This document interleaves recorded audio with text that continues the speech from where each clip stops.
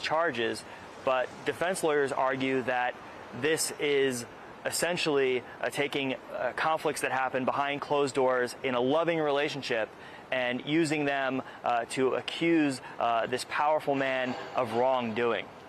Prosecutors sought and the judge agreed to have Combs detained, put in jail while he awaits trial.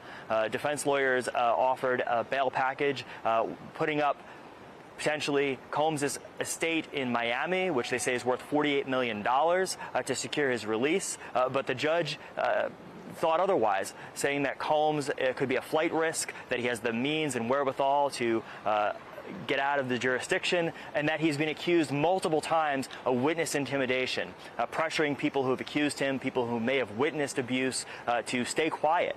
Now, the defense is going to go to court, and they are going to ask another judge to grant bail. They are unhappy with that decision, which, as of this moment, puts Sean Combs behind bars.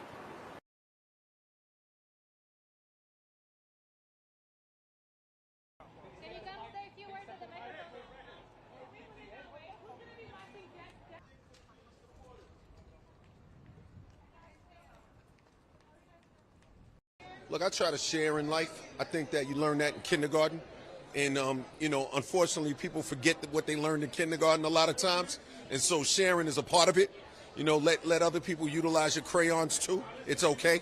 And so that's kind of how I live my life, you know what I'm saying? Like, share when it's appropriate, set the example when it's appropriate, when it's in line with my vision. These kind of things are a consequence of those kinds of actions, as opposed to it being like something I set out to do or contrive. It wasn't planned, you know. Like, everybody wants to paint themselves as a genius, but I don't even know how I got here. All I know is I follow my bliss, you know what I'm saying? I do what I love, and here we are, you know what I mean?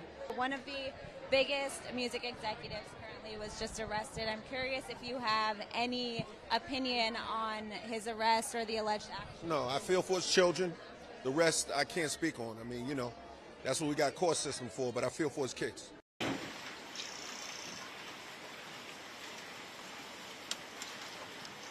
Good morning, everyone.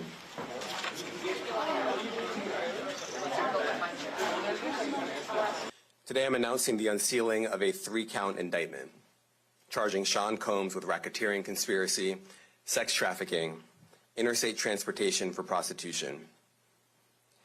The indictment alleges that between at least 2008 and the present, Combs abused, threatened, and coerced victims to fulfill his sexual desires, protect his reputation, and conceal his conduct. Damien, thanks. The indictment describes aggressive, open, violent, hedonistic abuse. As alleged, Combs used force, threats of force, and coercion to cause victims to engage in extended sexual performances with male commercial sex workers, some of whom he transported or caused to be transported over state lines. Combs allegedly planned and controlled the sex performances, which he called freak-offs, and he often electronically recorded them. The freak-offs sometimes lasted days at a time, involved multiple commercial sex workers, and often involved a variety of narcotics, such as ketamine, ecstasy, and GHB, which Combs distributed to the victims to keep them obedient and compliant. That Combs did not do this alone. Do you foresee that there could be other charges related to this? This office is determined to investigate and prosecute